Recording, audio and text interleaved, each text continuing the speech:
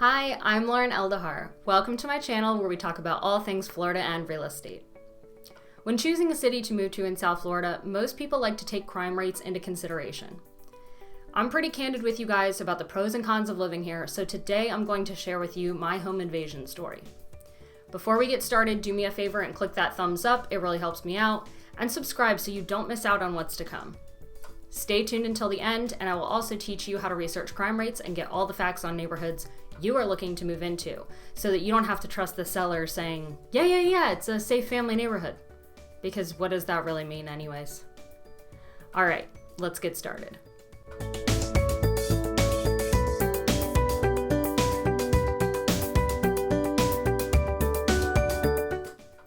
So the other night, I'm sitting in my bed reading a book, and I hear someone on the back patio moving stuff around. But I thought my husband was on the other end of the house watching TV, so I picked up my cell phone and I called him because I was too scared to look out the window and come face to face with the intruder. When I heard his phone ring on the other end of the house, I thought, oh no, something's wrong. When he answered, I could hear his voice inside the house, but I still said, hey babe, are you on the patio? And he said, no. I told him I heard something out there, so he said, okay, I'll go look. I ran to his end of the house and we walked out on the patio. I followed behind him, using him as a full body shield, of course. But when we got out there, nothing was there. We thought maybe the wind knocked something over, but it was a calm night.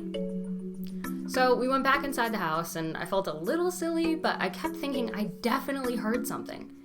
So I went back to my book and about 2 minutes later I heard bam, bam, bam on the side of the house, the window that goes into my bedroom. And it was go time. This was fight or flight mode, okay? And I learned that I am flight. I flighted the heck out of there. I sprinted across the house. Amar looks up at me from the couch and he says, did you just run here?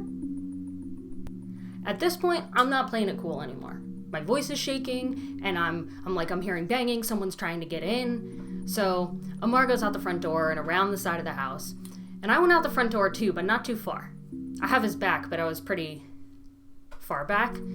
So I had my phone in my hand and I had dialed 911 and I was waiting to hit the next one. I was about to test Coral Springs Police Department's response time and see how long it would really take them to come and save me.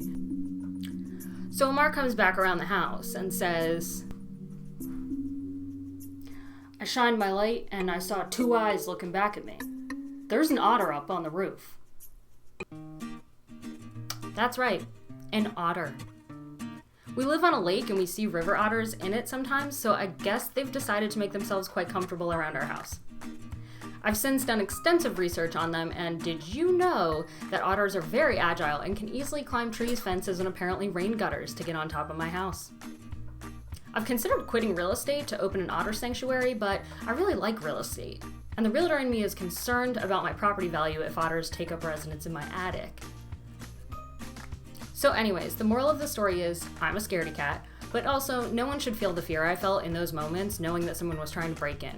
So when you're choosing your next home, make sure you do your research and you're comfortable with the crime in that area.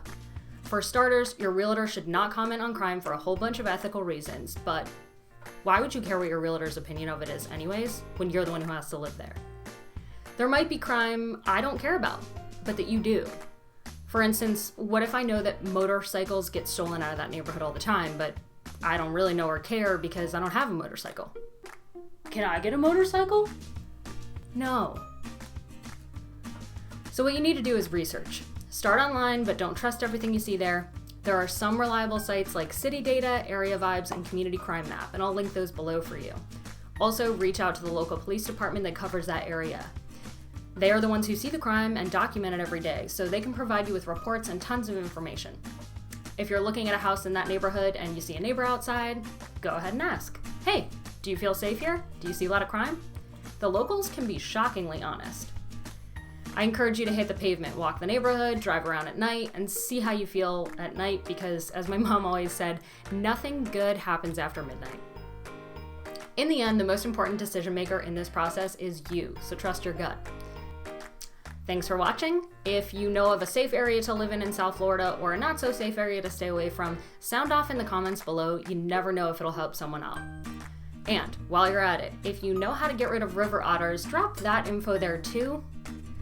If you want to learn more, stick around and check out some of my other videos. And if you've got more questions, get in touch with me. My contact info is down there in that box too. Bye.